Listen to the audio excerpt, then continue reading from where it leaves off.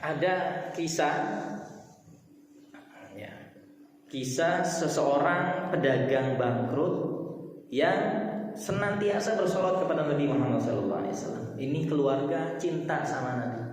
Amalan sholawatnya sudah sangat istiqomah. Suatu ketika pedagang ini bangkrut.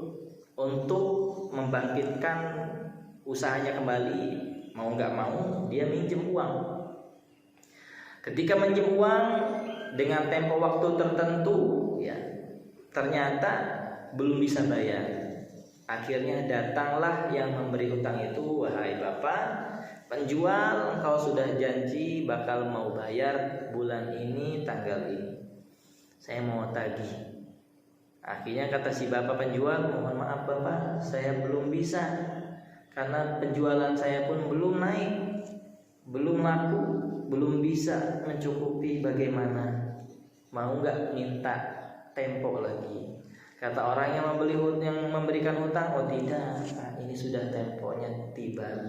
Kalau begitu kita selesaikan saja di pengadilan. Datanglah di pengadilan keduanya. Wahai qadhi, sesungguhnya ini bapak hutang nggak bisa bayar, tolong diberikan hukum. Akhirnya kata qadhi, ya udah karena kamu nggak bisa bayar juga, mau nggak mau kamu dihukum. Hukumannya apa? Di penjara. Tapi kata si penjual itu, wahai bapak qadhi, wahai bapak yang memberikan saya hutang, biarkan saya pulang dulu, ngasih tahu keluarga saya kalau saya mau dipenjara. Kata qadhi, kalau kamu lari gimana? Tidak akan lari, rumah saya di sini, ini usaha saya masih di sini, nggak akan lari. Bagaimana kami bisa percaya? Apa jaminannya? Terus kata sang penjual, jaminannya adalah kalau saya lari besok nggak datang lagi ke sini menyerahkan diri, saya siap tidak diakui Nabi Muhammad SAW sebagai umatnya. Ini ancaman berat bagi orang yang sama-sama mencintai Nabi. Ya, ini berat, sangat luar biasa. Akhirnya kata qadhi, ya sudah kalau begitu silakan. Ya, kamu siap dengan jaminan keras berat ini. Setelah sampai di rumahnya, menyampaikan kabar informasinya ke istrinya bahwa saya akan dipenjara besok. Terus kata istrinya, oke, kalau begitu bapak, malam ini kita perbanyak sholawat kepada Nabi Muhammad SAW, semoga diberikan jalan keluar. Akhirnya apa? Sholawat banyak dua-duanya karena sudah mepet, nggak ada bantuan lagi. Akhirnya apa? Sholawat ketiduran. Setelah ketiduran benar bermimpi dengan Nabi Muhammad SAW. Ketika bermimpi diberikan informasi oleh Nabi SAW. Ya, karena mengetahui perihal masalahnya, kata Nabi, datanglah ke bapak gubernur, sesungguhnya dia adalah umatku yang sangat mencintaiku, senantiasa menjaga sholawatnya kepadaku. Setiap malam sebelum tidur dia bersolawat 1000 kali kepadaku.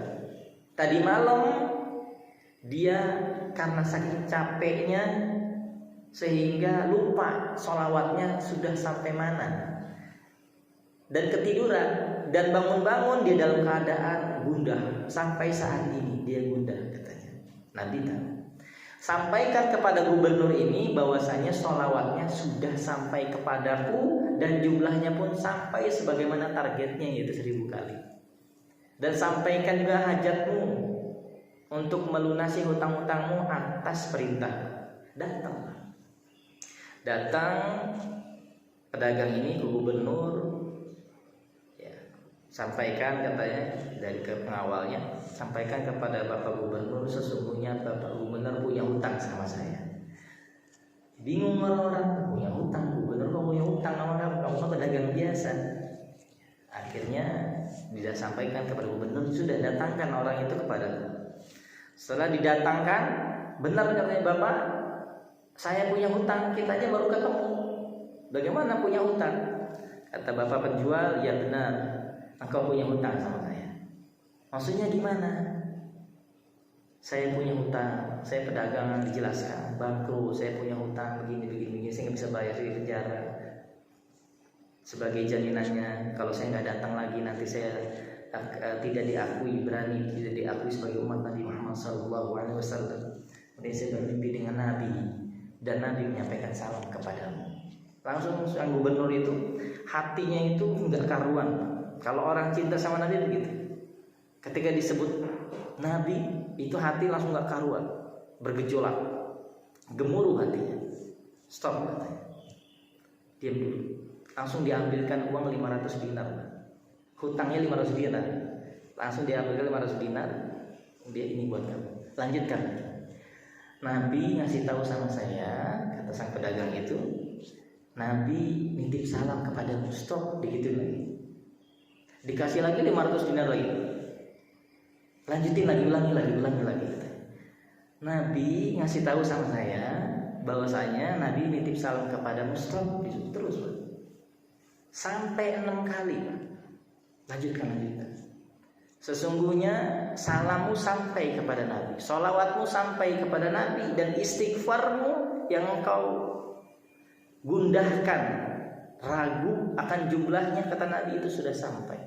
Akhirnya kata pengawalnya, sudah Bapak Gubernur, sudah, katanya, ini sudah terlalu banyak yang kau berikan.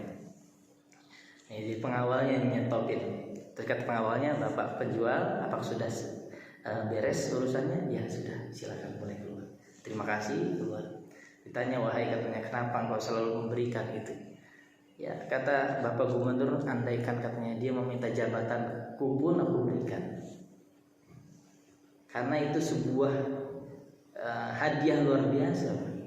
Kita sholawat dan Nabi pun menyampaikan salam kepada kita, itu nikmat yang agung. Kemudian singkat cerita, si laki-laki tadi, si penjual tadi yang punya hutang 500 dinar, ternyata membawa 3.000 dinar, siap membayar hutangnya. Ketika sampai di qadhi untuk memberikan hutang itu, membayarkan hutang itu, membereskan masalahnya, qadhi itu langsung memeluknya. Wahai Bapak penjual, atas wasilahmu semalam saya mimpi sama Nabi. Mimpi sama Nabi dan dikatakan, katanya, bantulah umatku ini. Akhirnya atas perintah Nabi aku membantunya dan aku berikan kepadamu hadiah sebanyak 500 dinar. Dia diberikan lagi. Silakan ini bayarkan, katanya hutang. Ya dia udah dapat 350 dinar, 3.500 dinar. Datang lagi ke rumah yang menghutanginya, niat mau membayar hutang yang 500 dinar itu. Akhirnya sama, ketika datang di situ ternyata dia langsung nangis, mengatakan apa? Atas wasilahmu semalam saya mimpi sama Nabi. Katanya apa? Bebaskan hajat urusan hutang umatku ini. Niscaya engkau akan bertemuku nanti kelak di akhirat. Maka oleh karena itu aku bebaskan urusan ini, hutangmu aku anggap lunas, dan ini 500 dinar untuk Masya Allah. Yang awalnya punya hutang 500 dinar, tapi berbalik mendapat keuntungan mencapai 4.000 dinar.